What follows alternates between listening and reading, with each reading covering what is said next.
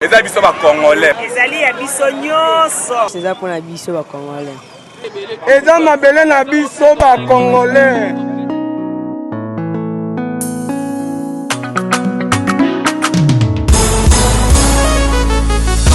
Ya biso yo yo yo. Ya biso yo yo yo. Ya biso yo yo yo. Moko yo Congo. Besi ya mwana zobeta masolo ya mboka na biso. Bando mosusu bali ya mbongo ya Congo. Bakabola na peplete. Ya biso ya mwana Koto sepela na bamine na biso. Ya biso yo yo yo. Biso bakolo mabele. Ya biso yo yo yo. Ya biso yo yo yo. Ya biso yo yo yo. Moko yo Congo. Ya biso ezalaka sokoli mo bénéficier na bamineri yaka na projet na biso. Ya biso yo yo yo. Ya biso yo yo yo. Ando mosusu babosana na bango. Kemboka oyo ya biso. Bamineri pi ya biso ya bala oyo tokoka bala biso nyeselongo. Peuple congolais. Ya biso yo yo yo. Ya biso yo yo yo.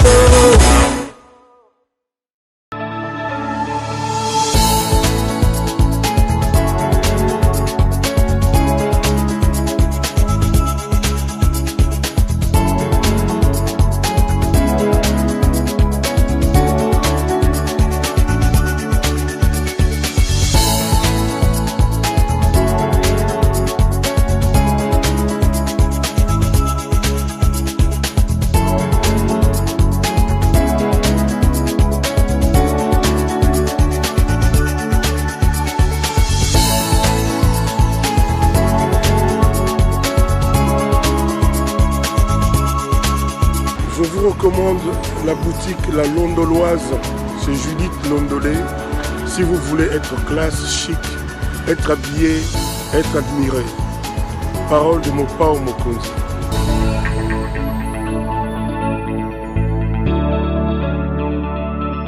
Mesdames, Messieurs, bonjour. Bienvenue dans l'émission Nabino, Balobini. Nous sommes très heureux de vous retrouver ce matin, très nombreux devant vos postes téléviseurs pour nous suivre encore une fois de plus. Surtout la confiance au Bozo, ça la CPL TV. Vous vous abonnez massivement et vous faites encore une fois de plus de vos amis, nos abonnés. C'est un plaisir. Alors, vous le savez, magazine Nabino et Beta Kamasolo, mingi actualité politique. Nambo Kanabiso, actualité politique, sociale, économique, sportive. Katina magazine Nabino, on reçoit un invité avec lequel tu bétakamo masolo, tu réfléchis à haute voix, makambo barato ba réfléchir un peu na kati biso to bimisaka ngo libanda pour parler, pour montrer à la population et to kenaka pe terrain pour accueillir la vie de la population. Voilà pourquoi aujourd'hui to beta masolo kilikili, to beta masolo ya gouvernement après ba consultation, boyebi que il faut gouvernement yebima.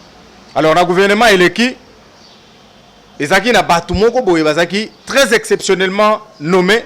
C'était les personnes vulnérables, bateau, bazo vivre en handicap. Bazaki nommé, Katia gouvernement.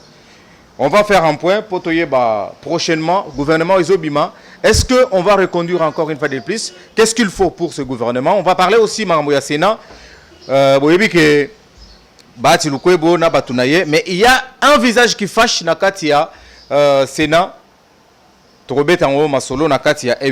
pour en parler, nous allons recevoir notre invité du jour. Il s'appelle Donald Chite. Il est en tout cas un jeune, moi je l'appelle comme ça, un jeune analyste politique, mais aussi un acteur social. Nous allons le recevoir dans cette émission pour faire le point, surtout réfléchir ensemble sur la situation politique de notre pays. Donald Chite, bonjour. Bonjour, monsieur le journaliste. Alors, Nazana et Sengomingi à Koyamo dans le plateau Nangaï, une fois de plus.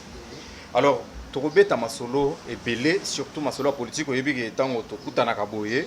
On a bien une émission qui est en Masolo. Il y a un bien il y a Katobé Tamasolo.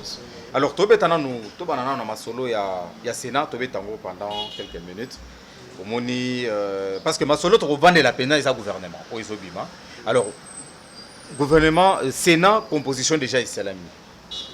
Bilongi moko bato balobi eza ezo siliki ki sabatu na kati ya Sénat alors qu'on savait que union sacrée ezali vraiment une nouvelle innovation mais tant que tout le monde a Carole ezaneti makamongo ya FCC bandeli lisusu Fayoul a raison. Non, il faut battre des union sacrée et la structure na bandela et la vision. Surtout sangani autour d'une vision. Et vision ils ont piloté quand on Konzamboka dans le président de la République, chef de l'État. À l'occurrence Félix Antoine Tshisekedi Tshilombo. Et ça atayo yena na bandela on émission eleki. Batutu wana bozo tanga. Union sacrée ils ont composé na bangolais te na bagabonais te. Ils ont composé quand on a Congolais. Mais est-ce que les Congolais? Voilà, donc ceux qui ont Congolais, oui, baby, ça va. Na début de réflexion, ceux qui ont Congolais, donc ils ont le droit d'aller, il y a la vision de Konzamboka. Vous avez vision, oyo, et au salaire, mboke l'on a même pas sur les allons aussi. Et là qui signe, tu peux exclure Moutouté, mais bateau tout bazar, bandimi vision on a union sacrée, il faut pas se conformer. Par rapport, il y a un principe aux visions on a été. Il y a une bonne gestion et puis il y a une gouvernance, il y a malam. Tu es bien, il mais le justice est alliée. Séparation du pouvoir est alliée. Et la justice est alliée. Le système est la justice est protégée. Si l'union sacrée, la vision est le big. Mouto a yibimbo l'État, justice a kangié. À condamner. Donc cela n'a rien à voir na sentiment na biso. Na yebi ke ba bilongi wana biso tout et c'est pour le salon motuté. Mais baza ba congolais. Qui congolais wana ndezo sala ke ba appartenir pe na kati ya union sacrée. Mais il a qui sinini. À lire autre zui déjà vivre ensemble. Il y a unité wana. Bamso bana koyiba parce que leadership ezaki bien te. Vision ezaki éclairé te. Aibi na ke bon système déjà pourri na koki oyiba la ngai bon ba protéger ngai. Mais na minute so yo na ngai to ebi ke oyibi protection za société pour na miyibi. Donc na osenga bande ko na ngai o ba moi craintif ba me ko sa chance na bureau wana Sénat. Ba pesa bango chance. Ba pesa chance na ba animateur nyonso ba animer na union sacrée. Ata zaki satana. Mais na minute so ezaki ba imposer. Vous pensez que union sacrée c'est une blanchisserie, mutokoti, mbala moko a commissaire. Ndekolanga na lobeli séparation du pouvoir. Justice abano salaka musala nenda salaka. Politique eza o ezali. La politique elle est réelle, eza o ezali, elle reste ce qu'elle est. Mais na justice na biso ndeko ba ke muto ayiba ki lobby. Ba interpeller. Tout ça ba dossier ya matata pona yibi siko ayiba kalati ba be bazo be ngai kuna ayiba mais justice na zo journée na présomption d'innocence mais ba interpeller déjà mais donc il a qui si gato yena na union sacrée ezate ke ba dindisi na ma javel ko mi peto te oye na yo mais justice a ça msala ni politique etikali yo ezali donc biso to exclure mutu te ata oyiba ata osala nini yakana no to sangani to na mboka liboso par rapport à politique. Mais ba fait na yo ba biloko yo sala conséquence na ngoza justice nda Holandelo c'est pas à nous. Oui bien que Congo ils en a plus de 80 millions de personnes. Oui oui. Mais pourquoi n'a pas structure ya mboka ministère institution nyonso okotaka ka batu kaka oyo wana bato ba décrier muyibi ba yakala alors que on savait que c'est là on relacé yo on savait que les gens là qui viennent on savait que la vision la nouvelle vision du chef de l'État c'est une vision qui constitue ya kozwa bandeko mususu ona nubasala o ba yibate o bazana réputation parce que na mboka pe eloko esala na mboka pour nommer quelqu'un pour mettre quelqu'un dans une place il faut avoir aussi la moralité. Mais la moralité, il y a bateau, bazo, il y a ndenge yomoko nanu. Bateau, bazo, kambalelo, bazo, zongela, kalisus, zongela, kalisus. Est-ce que la moralité n'a pas bien? Il y a un lobby. Il faut tout ça, la différence des choses. Tout ça, il y a un système floué. On était dans une sorte de système qui ne disait même pas son nom. Dans un système où autorité morale à Zalaki. Attends, tu as eu autorité morale à Zali. Et tant que baza ba congolais, dans la bateau exclure Moutouté, dans quel sens? Politique éthique ou ezali. Moralité oui, mais je ne pense pas que l'union sacrée au monde ba imoro au monde ba ngote. Au monde ba ngote gouvernement premier ministre le bien ezali ba wario. Donc ezali gouvernement ba guerrier.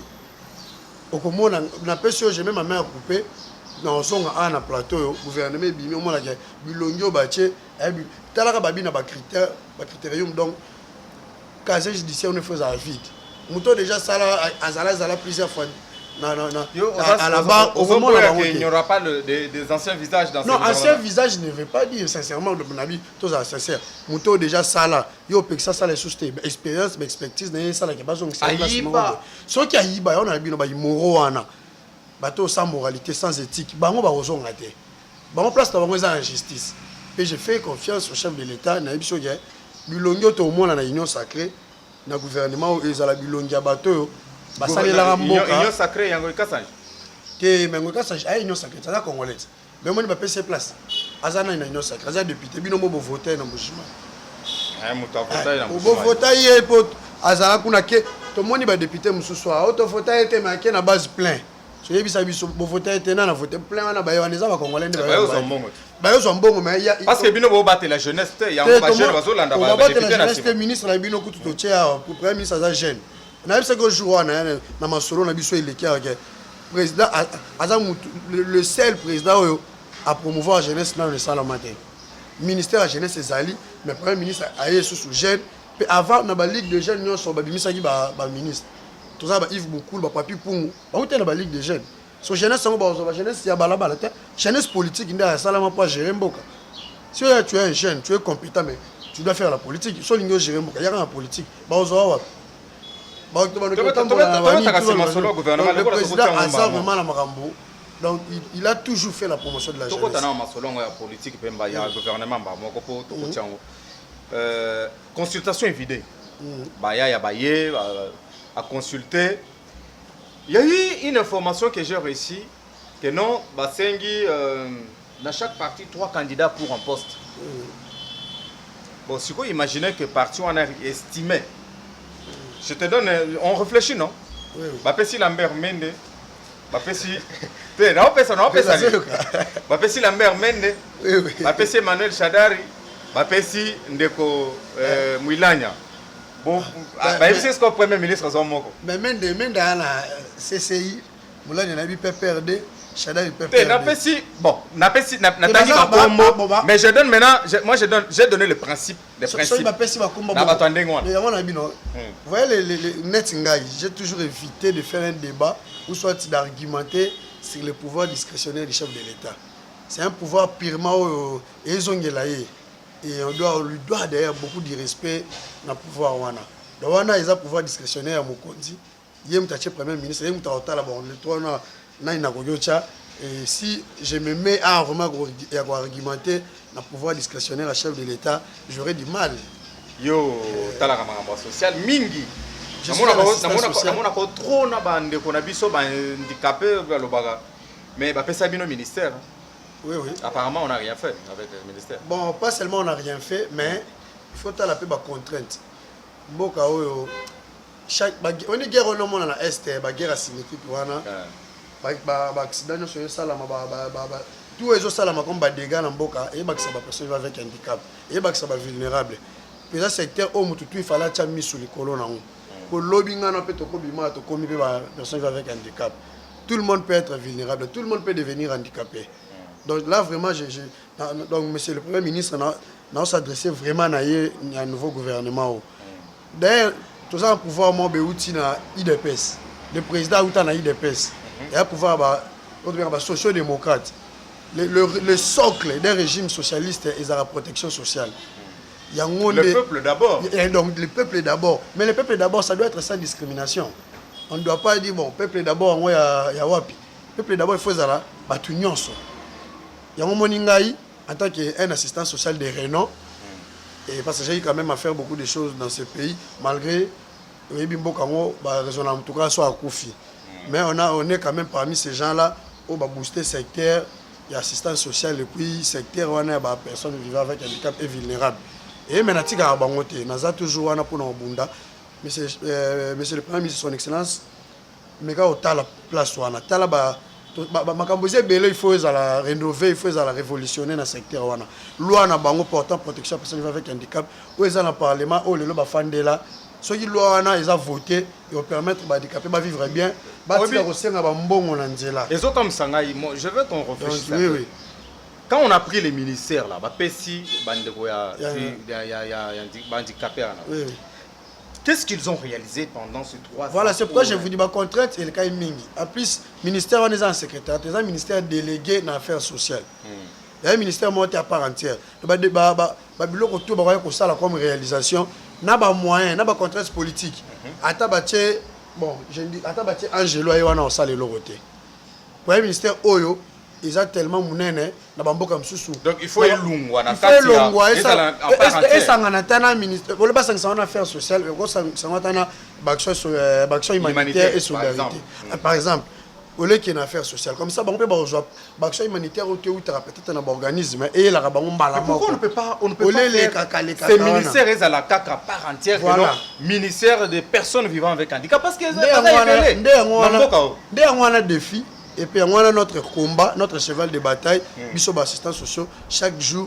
Il y a un autre là et comme la personne avec handicap et des personnes vulnérables parce que la vulnérabilité c'est une catégorie dans oh surtout bando cité au moins il y a un peu toi vulnérable parce que toi parfait. Donc ça, on a des fois plus les vulnérables sont plus que voilà. Mais ils sont moniti lelo. Même budget à fonctionnement, même ministère, on a évité sur les alandéni. Il y a un moni, même parce qu'ils ont un siège, non? Voilà. Il y a un moni bateau, et bazar la fédération, bazar si quoi, il y a tout bakomi na course au pouvoir, handicapé, tout, handicapé non ça, oh à 5 ans, c'est la pauvreté. Handicapé, monsieur Sutoko, ça m'a été c'était un millionnaire. Oui, mais voilà. Tu suis gouverneur à banque, Massang Moulongo. C'est une personne qui vit avec handicap, mais gouverneur à banque. Bandikamo soto lobela ça bandikapo basenga bambongo na nzela po balia o bala la libando ba vivre na ba centre nde bandikapo biso to ya ko lobela nde ba vulnérable wana o biso ba humaniste o to ya ko bundela na ba TVA lelo soki nzamba sungi chef de l'état a raisonné ko pesa ministère wana na bato ba yebi ça quelque chose handicapé quand il faut ba pesa te to na posa ba résultat ba action humanitaire surtout. Ok, mutu moko na assistance sociale o ayebi comment net babiso à chaque fois on a toujours tout ça là ba conférence na ba PAM ba PNID on a quand même nos relations et que qui je suis quelque part ba organisme wana et ba nous pesa ba do à chaque fois. Oyebi Donald. Oui. Vous avez une mauvaise conception des choses. Comment? C'est-à-dire que quand on parle de personnes vivant avec handicap, nazo mona kaka batu oyo ya avenue des Huileries. Voilà. Mais à Kananga, il y en a. En Bushima, il y en a. À Lubumbashi, il y en a. À Goma, il y en a. D'ailleurs, je profite. Je venais d'être à Lubumbashi, dans le centre Kapemba. Mais ma maman à Lubumbashi, elle a fait une beauté. D'abord, le ministère est handicapé. Et vous allez booster quand on a la loi portant protection personnes avec handicap. À part de cela, ministère des actions humanitaires et solidarité nationale. Il y a des fois comme moteur, et nous bousculer, bouger, booster le ministère des personnes avec handicap. Pour donc la réalisation où tu as fait le ministère des actions humanitaires. Tant que tu as fait l'action humanitaire dans un bon à l'État. Le fonds ministère des actions humanitaires et solidarité nationale, va faire ça mon à Yebi. Et ça a été tout Steve Mbikai, un enseignant, donc tout le monde a qui syndicat on attend. Pas ministre, il y a domaine aux techniques, il y a salaté à éviter. Et comme il y a comme et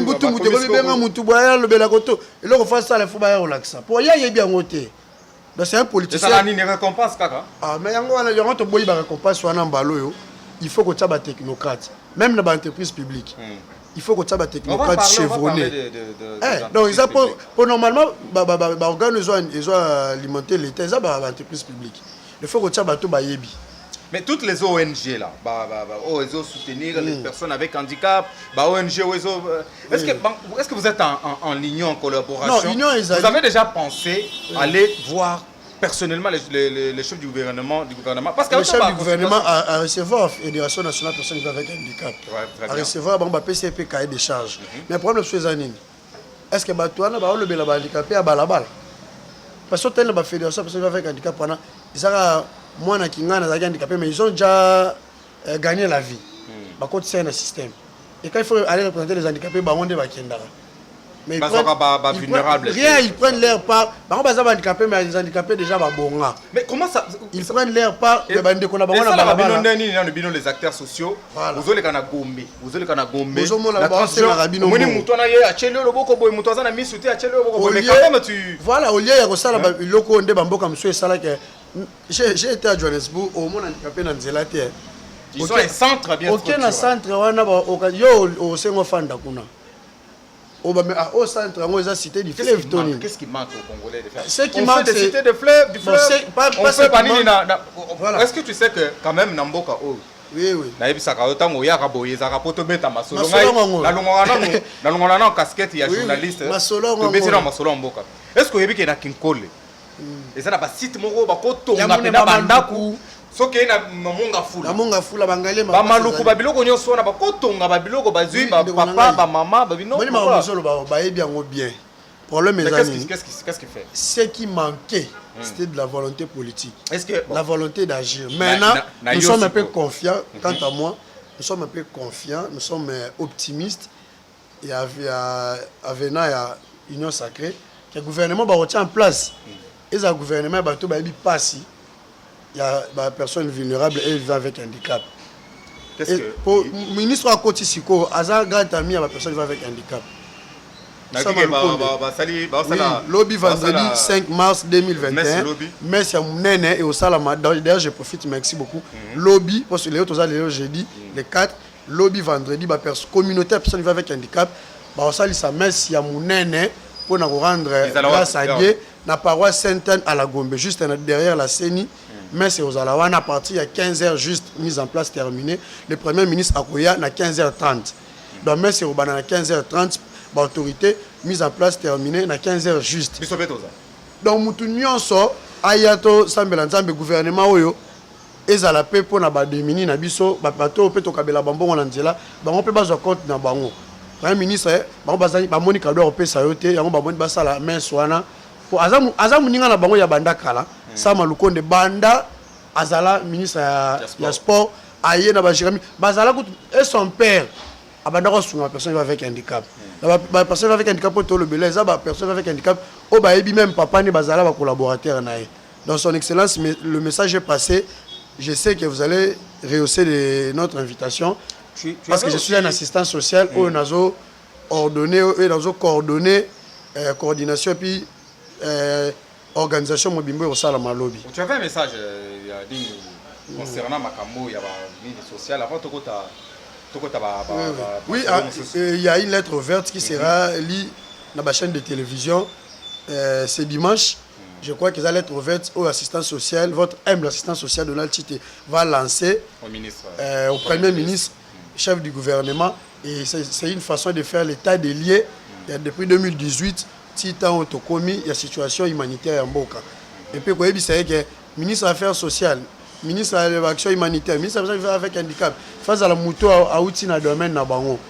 Et non, aux joueurs car à politique, bon, 5 députés topé ça. Le profil, voilà. Face à la moto à Évray, dans l'organisme à Évray, qu'il soit handicapé ou pas. Non, la question n'est pas qu'il y a un handicapé pour ça la malade. Parce qu'on a vu beaucoup d'handicapés au bazar fédération.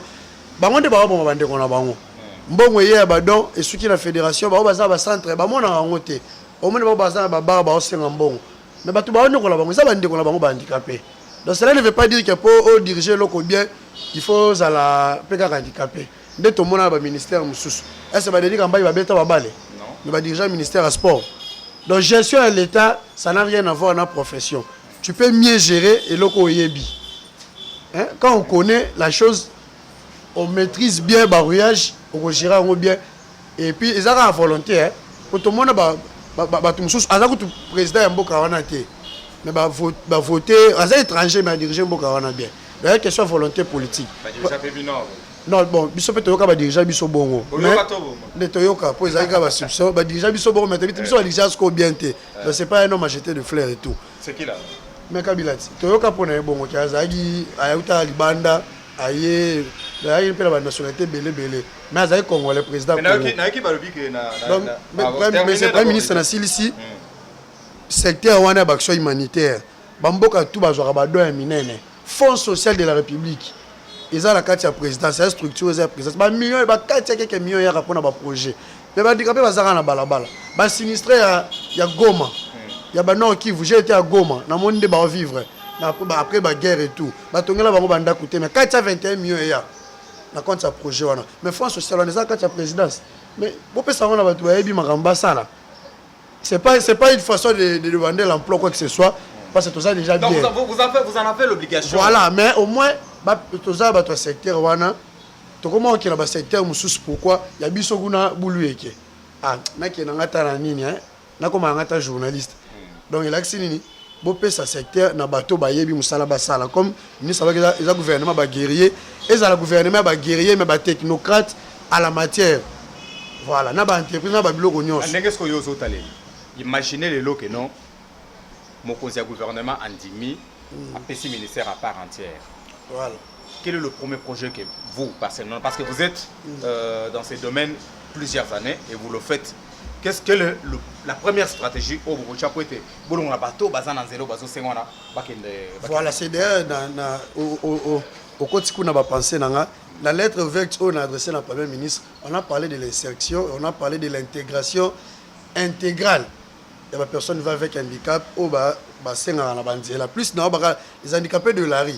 Na do préciser pour handicapés même sous bazana ba mbongo makasi.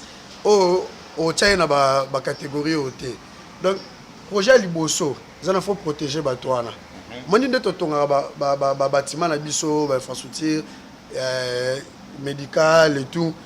Faut que ebele ba otonga wa ba ebite ka handicapé pe bazala. Akoko matana escalier te, akoko mata ascenseur et ça la été.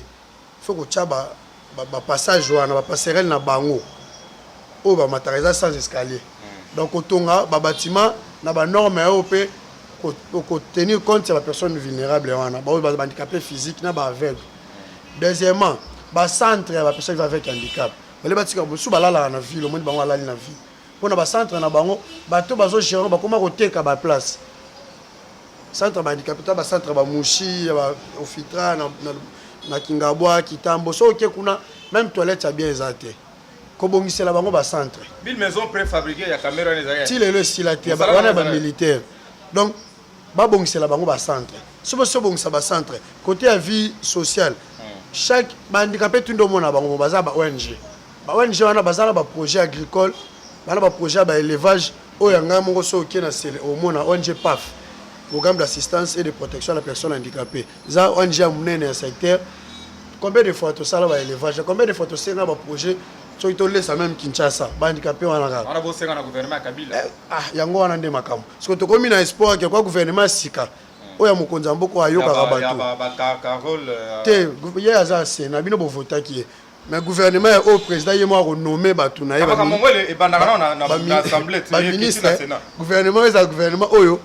Nabi ke président wa passe ye montande ya simba mama ba ya ministre ba préserver handicap alinga ko ya simbi nda simba ke zaki système ya ko soutenir ba personne wana ba ko karaté donc président atala ngambo wana. Alors tobeti masolo il y a ministère moko il fallait bâtir à part entière. Bon na ndenge pe dans hôtel la question na linga opposé en mi bato nyonso na yambaka na linga poser question ministère nini o ba ko conduire personnalité à diriger ministère na ndenge ozotala ba ministère nyonso o eleki ba reconduire nani je le nomme Makelele ba reconduire nani Motel comme tangi wala alors comment dire Makelele mais moi ça Makelele te bon na lobaki mo d'un article na ngai ça pour ne pas aller encore monsieur balobi ono j'étais un peu excessif et tout comme ça na lekisaki na komaki mais de kolangata atokangi misu batunyo na ba ministère nyonso mutu ninyo asali bien le meilleur ministre reste qui va samaliba. Pourquoi qui va samaliba? Augustin reste le meilleur ministre du gouvernement. Qu'est-ce qu'il a fait? Maman boya ramba to so yango te ramba to parce que le boya te d'ailleurs la population a tout na mais ngana futina mutenga na kuta to suna jela to ah bino bakata bato bambongo na kati ngana bakatinga te le mutema wasenga bakati pa tali des gars service. Oh vraiment c'est le Chester unité na rapidité chaud na oui pour na mboka na plus pesa kutu ya mukia par rapport ba pays mususu na so sur ba projet quoi ram projet oyo ko tsambongo belé na l'état oyo ça là que l'état numérisé secteur na administration dans la numérisation de l'administration publique. Oui, c'est là qu'il y a limité fracture numérique. Donc, il y a des réseaux avec Mbongo Rama au côté ça. Les réseaux mobiles. Attendez, tu vas couvrir. Kuna tout. Ils ont des matins de réseaux et kataté nanzela. Parce que les réseaux, la société, la télécom, ils ont un bon salaire. Les réseaux mobiles, ça revient à l'État. Tu as sous 16 000 km de fibre optique, contrat au ministre au signé dans les Égyptiens.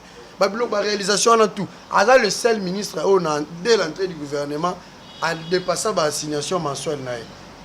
Dès l'entrée du gouvernement, déjà, ça a signé il y a ma casse.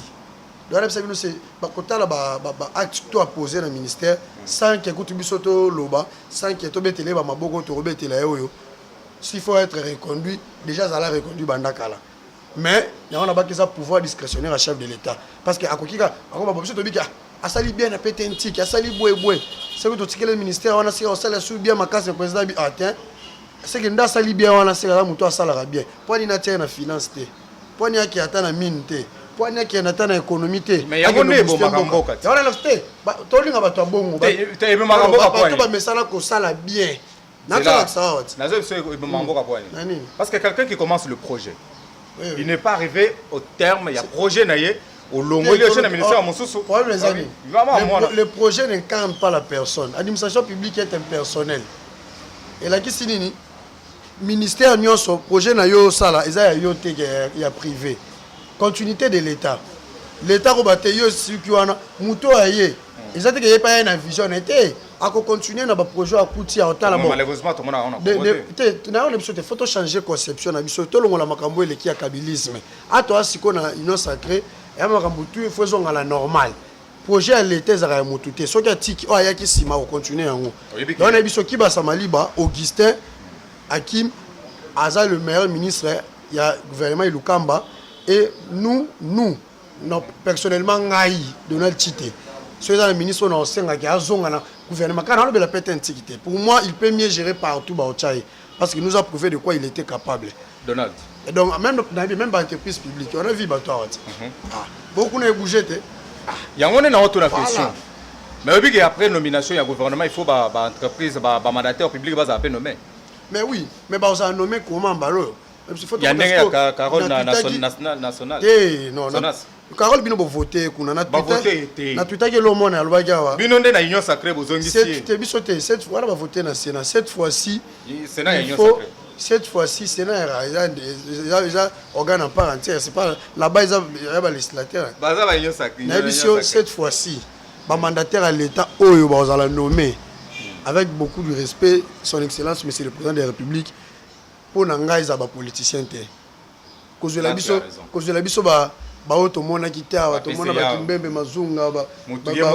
député national, José Makila, sénateur, député national, député provincial. Ok, sous PCA on a tra. Après ministère il y a transport. Il y a transport.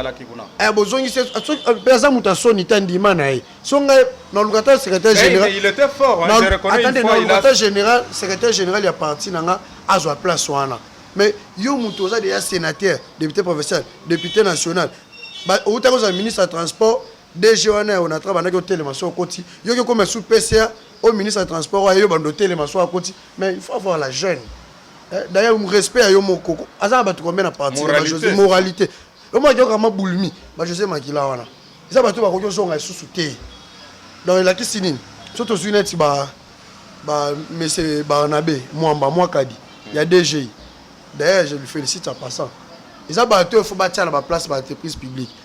Un technocrate chevronné à Sala derrière na DG, a eu un voyage et puis lever au sommet. Au moins, il va résultat na DG. Sur les statistiques, car il y a moins ébélé. Ma casse, donc, ils ont frappé ce qu'on frappé. Il a fallu qu'on a vu de trouver le roté. Et puis, c'est un pasteur. Tu as vu, Maman Tousse Daombo, CVM. Aouta, directeur, Kuna na Boma. Aouta, na base. Il y a une entreprise, ailleurs, à na CVM comme DG. Et puis, ça, c'est l'intelligence. Moi, si. Donc, si tu as vu, non, c'était le bateau, ok? Baza ba politique même basali mieux par exemple faut ba tout Hollande tozu ba maman il y a OCC, maman Isabelle Kassongo, docteur.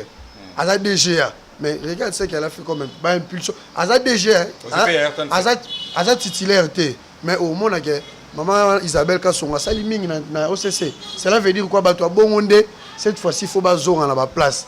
Maman est un ordre de politiciens. Notre bateau ba yuma, et bateau juillet, tu tiens la congélateur au kangi. Peut au kangi pour dire bon. Donc ataya tane longina e zuba ocha ba nomination, amon atati place ba otika kombo. Pour batala ba za mystique. Bo aibi ke ba acha kombo kuneke oya. Bo comprendre kombo ne bimi. Ba beta biso ba biloko na sena to mona ngona ba. To mona kombo ba chakite me batangi bina tense kombo na. Donc to senga na nzambe so ataba anjo ba ambalo ba otala ba liste ba nomination. So you mazaba longola. Alors, Donald, nous sommes arrivés à la fin. Il y a Masolo Nabiso. Tu bêtis pena Masolo Mingi. Mais, et là, comme Sanga Isaac, oh, ceux qui sont. Non, non, aussi là. Tous ceux qui sont là, le score est là, ça la passe dans le thème. Parce que ce barobi, tant qu'on bosse à l'émission, qu'on bosse à l'angoté. Toute la question, pour Nanini, bataille des personnes, on va pas si ceux qui bataillent combat à l'élection en 2023. Tu vas pas si pour Nanini. Pour comprendre nos politiques, au clan IDPS et même dans beaucoup. Mais tu es démocrate. IDPS est un démocrate. La démocratie, la question électorale, et tout n'a pas ressuscité. Donc, ça, c'est un peu de vendu en Israël. Tu vas nous mettre dans ma solo pour la communauté. L'élection qu'on a la théorie, c'est du kabylisme. Ouais, ma question pour la fatigue, tu vas gâter. Donc, bon, je comprends un peu que tu vas me messager. L'élection comme l'élection comme en Boutou. Mais en ballon, beaucoup de pouvoir, moi, les démocrates, ils gérer. Ils ont sali 5 ans à organiser l'élection. Oh, déjà, des lois et l'eau. Donc, nous avons vous avez sa population basée à l'élection en 2023. Mais bon, nous avons sa basée là. Ton constitution, ils ont géré, ils ont bien taillé. Non, on n'a pas encore fait l'identification. Registre. Oui, mais Félix Tshisekedi à la Kakibiso. Tu as l'identification. Quand? Mais déjà, dernièrement, je t'informe, le ministère a plan de lancer déjà. Les alaka ministère? Non, le ministère a plan et puis vous allez passer par ONIP, des organisants et tout. Donc, normalement, il faut toujours carte d'identité. Quand vous allez au Mozambique, vous avez un passeport, vous avez une carte électorale, je suis congolais. Vous avez une carte, vous voter. On a une carte d'identité. Comment tu as une carte d'identité? Jamais. Comment vous avez une carte d'identité? Donc, il y a un président, il faut. Carte de service. La place à carte d'identité. Donc, il y a un pouvoir légaliste. Le président, il faut revêtir encore Congolais l'identité. Donc, il y a une élection pour tout le monde. Il y a un Senko Mawa. Donc, il y a un boss qui est devant mon chaîne. Oh, attendez sa démocratie. Il y a beaucoup. Il y a un oh, glissement. Moi, là, pour dire que la mova. Boti la ngoba moshabi, boti la ngoba onde on a vu son glissement baba. Ouais, mon bala chala mwana komboneza na. Cash machala. Eh ba cash machala ba papita ba on faut que mo ba ndingo défendre ba glissement na bon. Biso ku tola ba monter au défendre. Ba tangisa ba mba nouveau mon dictionnaire. Eh ba tangisa ba mo pe ba mo ba tangisa ba. Biso to tangisa ka nini? Démocratie. Merci. Social. Merci beaucoup Donald. Alors, je rappelle que nous étions très honorés ce matin, il y a pour recevoir Donald Tite. Un jeune très talentueux, très talentueux. On se retrouve prochainement. Merci à toute l'équipe technique, merci à la coordination IACPL Télévision, merci à mon patron, Pierrot Louara, à toute l'équipe technique de CPL TV. On se retrouve prochainement pour un numéro Moussoussou. Jusque-là, portez-vous bien, nous sommes dans le mois de femmes. Donc je ne terminerai jamais l'émission dans ces mois sans souhaiter une très bonne fête des femmes à toutes les femmes du monde, en particulier Tabita Kouyona, le cœur de l'homme. Allez, très prochainement. Merci à vous tous. Au revoir.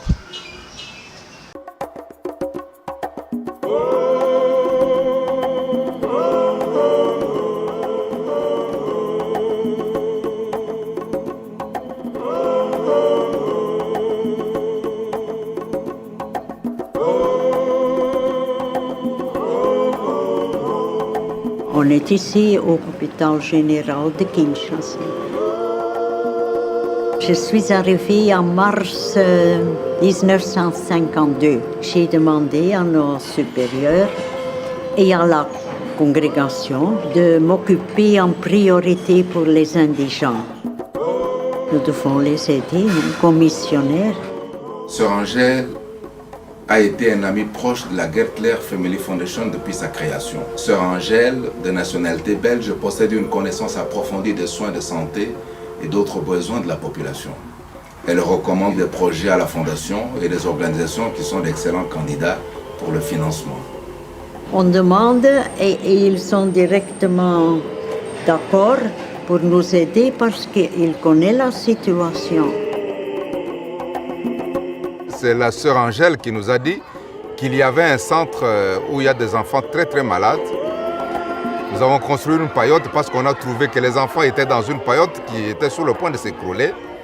Nous avons donné une jeep pour que les sœurs puissent prendre les enfants malades. J'étais très touchée de voir que dans ce monde, il y a des personnes aussi si généreuses que dès que vous leur parlez de votre souffrance, ils vous aident.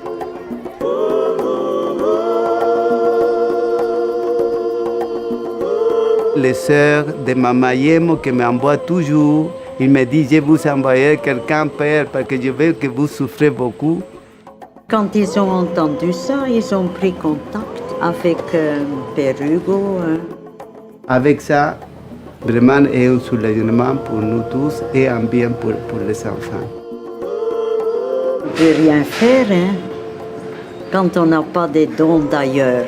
La sœur Angèle s'est dévouée, elle s'est donnée vraiment corps et âme pour ce service. Et c'est comme ça qu'elle a donné aussi à nous, ce jeune sœur, ces goûts-là et le courage de continuer. C'est une maman pour moi. C'est une maman. Elle me produit beaucoup de conseils. Donc, et ces conseils, ça m'aide à grandir dans ma vie. Oui, je voudrais faire la même chose. Si je devais revivre encore la même chose, pour moi personnellement, oui. Je suis très contente de ma vie et de ma vie missionnaire et de ma vie comme infirmière ici. Ça, c'est votre vie.